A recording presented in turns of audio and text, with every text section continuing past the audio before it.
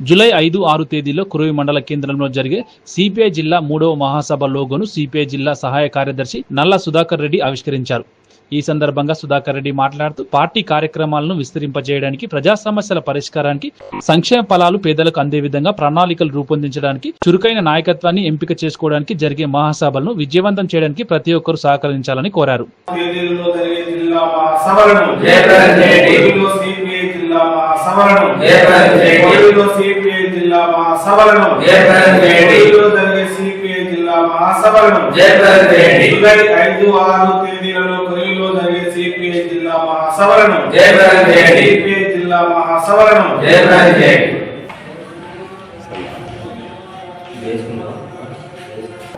July 5, 6 తేదీ లోపల మన కురువి మండల కేంద్రం లోపల సిపిఐ జిల్లా 3వ మహాసభ నిర్వహిస్తున్నాం. మునుపెన్నడూ కూడా గత 100 సంవత్సరాలుగా ఈ ప్రాంతం లోపల గత 60-70 సంవత్సరాలుగా సిపిఐ పార్టీ అనేక గ్రామాలలో అనేక ప్రజా పోరాటాలు నిర్వహించినప్పటికీ కూడా ఎప్పుడు కూడా జిల్లా మహాసభలు పెట్టినటువంటి నేపథ్యం లేదు.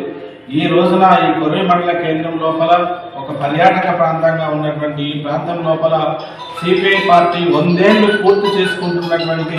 ఒక ఘనమైన చరిత్ర ఉన్నటువంటి ఒక ప్రాశస్తమైనటువంటి సంవత్సరం లోపల ఈ మహాసభలు జరుపుకోవడం అనేది నిజంగా కురువి ప్రాంత కమ్యూనిస్టు ఉద్యమానికి, ముఖ్యంగా వామపక్ష భావజాలం ఉన్నటువంటి ఈ ప్రాంత ప్రజలందరికీ కూడా సంతోషదాయకం. ఈ మహాసభలో 5, 6 తేదీల లోపల రాష్ట్ర కార్యదర్శి కూనంనేని సాంబశివరావు గారి మహాసభలు ప్రారంభించి రాబోయే రోజుల లోపల ఈ మహబూబాబాద్ జిల్లా లోపల పార్టీని బలోపేతం చేయడానికి మహాసభలు ఉపయోగపడమే కాకుండా పేద మధ్యతరగతి వర్గ ప్రజల యొక్క ఆకాంక్షలు, వాళ్ళ యొక్క సమస్యల పరిష్కారం కోసం ఒక సమరశీలమైనటువంటి ప్రణాళికను తయారు చేయడానికి, అదేవిధంగా మహబూబాబాద్ జిల్లా వ్యాప్తంగా